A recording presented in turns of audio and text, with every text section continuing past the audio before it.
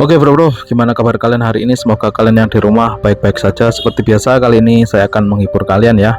Buat kalian yang lagi nyantai, yang aktivitas, kalian bisa mendengarkan audiobook ini. Ini format baru saya. Semoga bermanfaat buat kalian. Kali ini saya akan membahas buku tentang The Seven Habits of Highly Effective People, karya dari Stephen R. Covey. Buku ini mengisahkan tentang paradigma efektivitas dalam menjalani sebuah kehidupan, men. Langsung aja kita mulai, yaitu Seven Habits of Highly Effective People, karya dari R. Covey. Ini bukan sekedar buku tentang membahas kesuksesan, produktivitas, ataupun masalah manajemen waktu.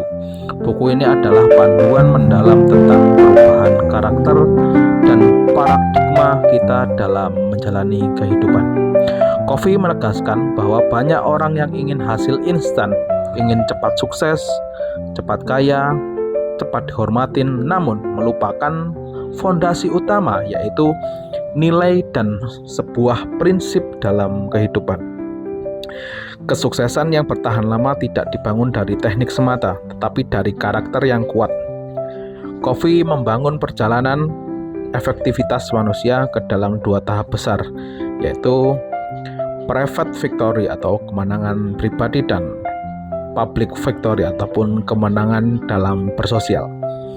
3. Kebiasaan pertama membentuk kedewasaan diri, sedangkan kebiasaan keempat hingga keenam membangun hubungan yang sehat dan produktif dengan orang lain. Kebiasaan ketujuh berfungsi sebagai perawatan diri agar semua kebiasaan sebelumnya tetap hidup dan berkelanjutan. Buku ini mengajak kita, para pembacanya, untuk berhenti menyalahkan sebuah keadaan dan mulai melihat ke dalam diri kita masing-masing. Ia menantang paradigma lama dan menawarkan pendekatan hidup yang berakar pada prinsip universal seperti integritas, tanggung jawab, kejujuran, dan empati. Karena itulah, meskipun ditulis puluhan tahun lalu, isi buku ini tetap masih relevan sampai dengan sekarang, men. Di bab pertama, yaitu habit pertama, be produktif. Jadilah sebagai manusia yang proaktif ataupun be proaktif. Habit pertama ini menjadi fondasi utama dari seluruh buku Stephen R. Covey, menjelaskan bahwa manusia yang efektif adalah manusia yang mampu bertanggung jawab penuh atas hidupnya sendiri. Bersikap proaktif berarti kita menyadari bahwa kita memiliki sebuah kebiasaan ataupun memilih sebuah respon terlepas dari kondisi, situasi, atau tekanan dari luar. Kebanyakan orang hidup dengan reaktif, mudah menyalahkan keadaan, cuaca, ekonomi, pasangan, atasan, ataupun masa lalu. Padahal Covey menegaskan bahwa yang membedakan manusia dengan makhluk lain adalah kemampuannya untuk memilih sikap. Ketika seorang proaktif, ia tidak dikendalikan emosi, melainkan oleh nilai dan prinsip yang ia yakini. Covey memperkenalkan konsep circle of concern, lingkaran kepedulian, dan circle of influence, lingkaran pengaruh. Orang reaktif itu cenderung fokus pada hal-hal yang tidak bisa mereka kendalikan, men. Seperti berperilaku orang lain ataupun situasi eksternal. Sebaiknya orang proaktif memusatkan energi pada hal-hal yang bisa mereka pengaruhi sikapnya ataupun sebuah keputusan dan tindakan dan respon dari mereka sendiri. Ketika kita konsisten memperluas lingkaran pengaruh, perlahan hidup kita pun akan mengalami perubahan. Ilustrasinya seperti ini. Bayangkan dua karyawan yang sama-sama dimarahin oleh atasan mereka karena kesalahan di dalam sebuah tim. Karyawan yang reaktif akan mengeluh, merasa tidak adil, dan menyimpan dendam. Karyawan yang proaktif akan mengevaluasi apa yang bisa diperbaiki, memperbaiki sebuah komunikasi, dan meningkatkan kinerjanya.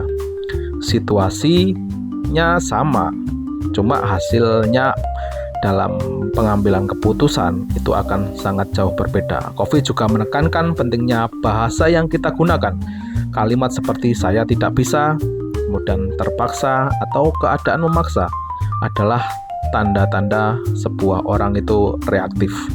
Orang proaktif menggantinya dengan saya memilih, saya akan mencari cara, dan saya bertanggung jawab. Bahasa mencerminkan sebuah pola pikir. Kesimpulan dari bab pertama ini, menjadi proaktif seperti mengambil kendali penuh atas hidup kalian sendiri. Kita mungkin tidak bisa mengendalikan orang apa yang akan terjadi kepada kita, tetapi kita selalu bisa mengendalikan bagaimana kita merespon sesuatu. Inilah titik awal dari efektivitas yang sejati. Sekarang lanjut ke bab 2 men, yaitu begin with the end in mind. Mulai dengan tujuan akhir. Habit kedua mengajak kita hidup dengan arah yang jelas. Covey menekankan bahwa segala sesuatu diciptakan 2 kali.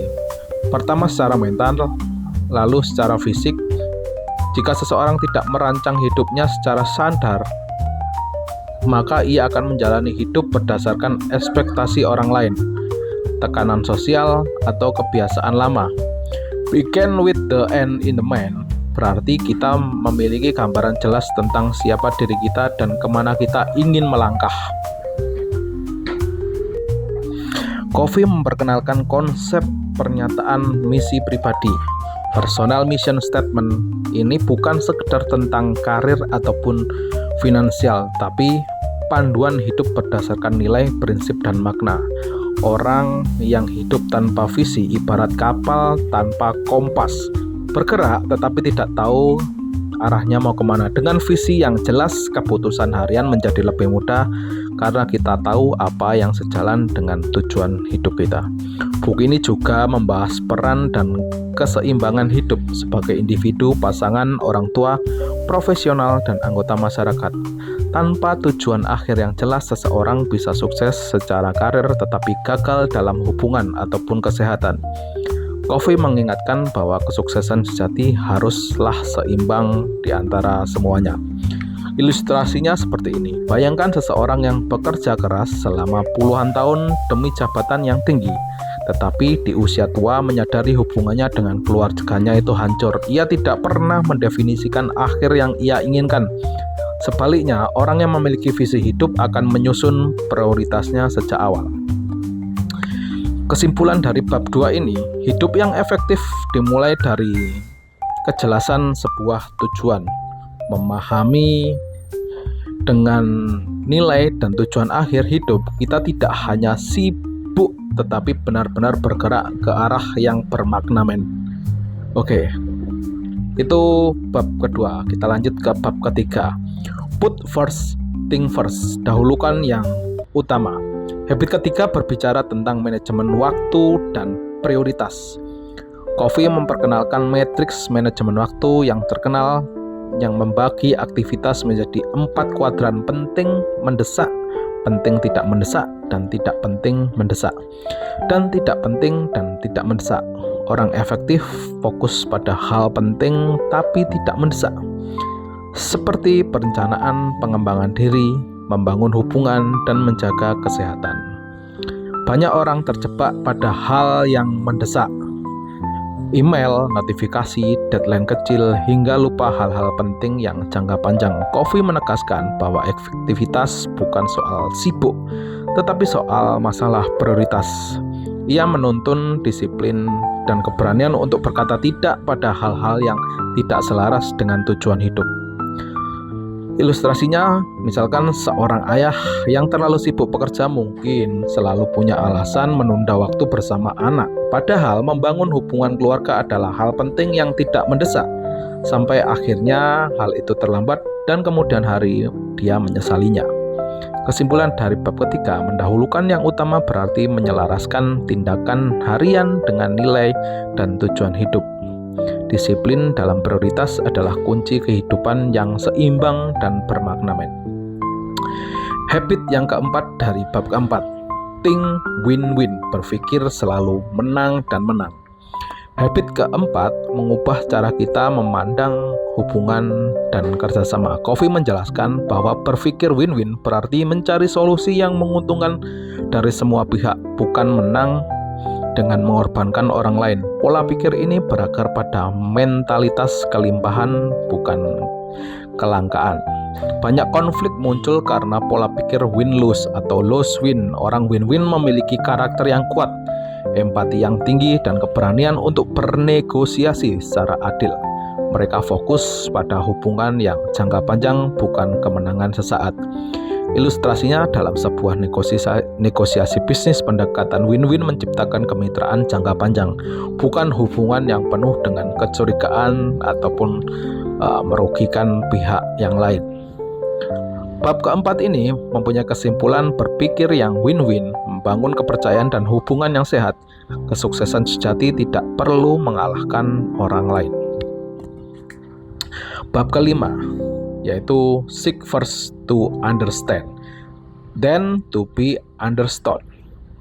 Pahami dulu baru dipahami. Habit kelima dianggap oleh Covey sebagai kunci utama dalam membangun hubungan manusia yang sehat dan bermakna. Banyak konflik, kesalahpahaman, bahkan keretakan hubungan terjadi bukan karena niat yang buruk, tetapi karena kegagalan dalam menjalin komunikasi. Masalah utamanya adalah kebanyakan orang tidak benar-benar mendengarkan. Mereka hanya menunggu giliran berbicara, menyiapkan jawaban, dan membela diri. Covey memperkenalkan konsep 4 tingkat mendengarkan, yaitu mengabaikan, pura-pura mendengarkan selektif, dan mendengarkan empatik. Mendengarkan empatik berarti kita mendengarkan dengan tujuan memahami, bukan untuk nilai atau membalas dari perkataannya. Ia menuntut kita untuk menunda ego, prasangka, dan keinginan untuk selalu benar. Mendengarkan empatik bukan sekedar mendengar kata-kata, tapi juga memahami perasaan dan sudut pandang lawan bicara. Dalam dunia yang serba cepat, kebiasaan ini terasa sulit. Namun Covey menekankan bahwa kepercayaan dibangun dari rasa dipahami. Ketika seseorang merasa benar-benar didengar, pertahanannya menurun, emosinya lebih stabil, dan komunikasi menjadi lebih terbuka. Barulah setelah memahami, kita memiliki izin emosional untuk menyampaikan pendapat kita sendiri. Ilustrasinya seperti ini, men. Dalam konflik antara atasan dan bawahan, seringkali atasan langsung memberi solusi tanpa memahami akar masalah.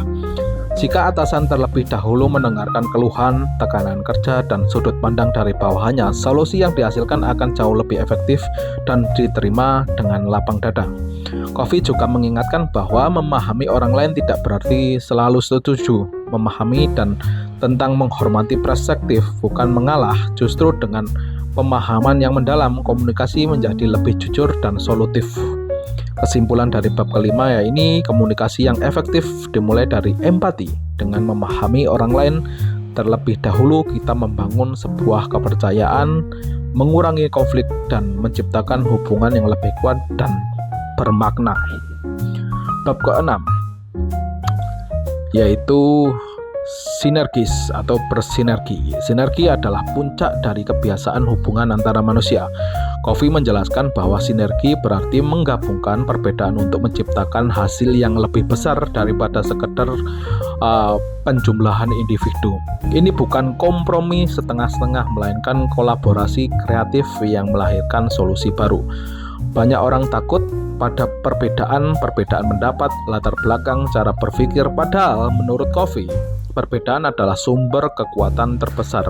Ketika orang-orang dengan perspektif berbeda bekerja sama dengan saling menghargai, mereka mampu melihat masalah dari sudut yang lebih luas dan menemukan solusi yang tidak terfikirkan sebelumnya. Sinergi hanya bisa terjadi jika fondasi kebiasaannya sebelumnya sangat kuat. Berpikir menang-menang dan komunikasi yang empatik. Tanpa kepercayaan dan empati, perbedaan justru akan memicu konflik.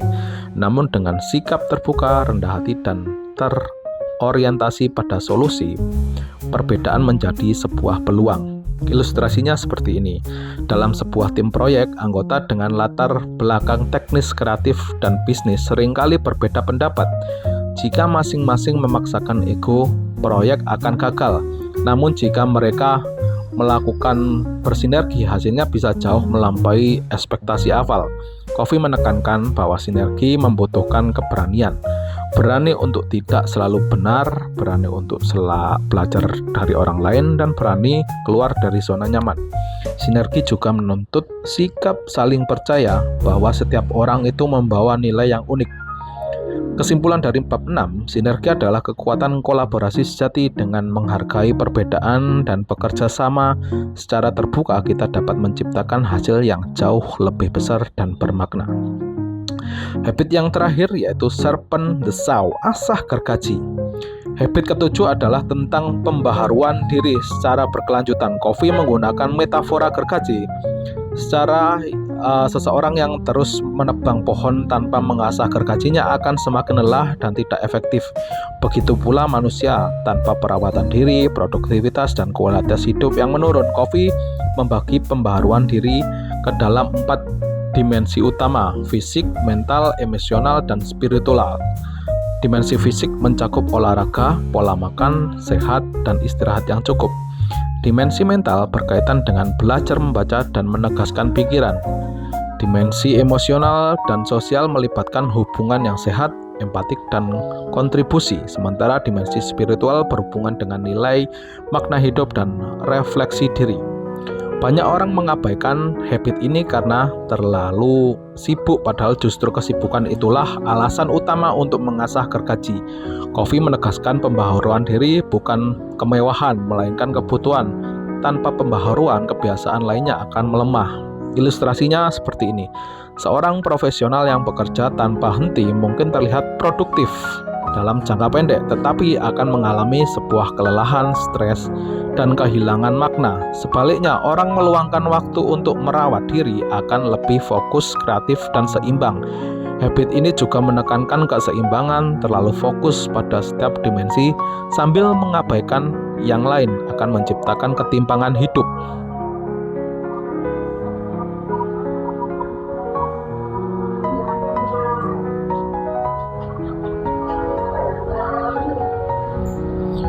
Efektivitas sejati mulai dari keseimbangan yang berkelanjutan. Kesimpulan dari bab 7 ini, mengasah gergaji adalah tentang merawat diri agar tetap efektif dengan pembaharuan diri yang konsisten. Kita menjaga energi, fokus, dan makna hidup dalam jangka waktu yang panjang.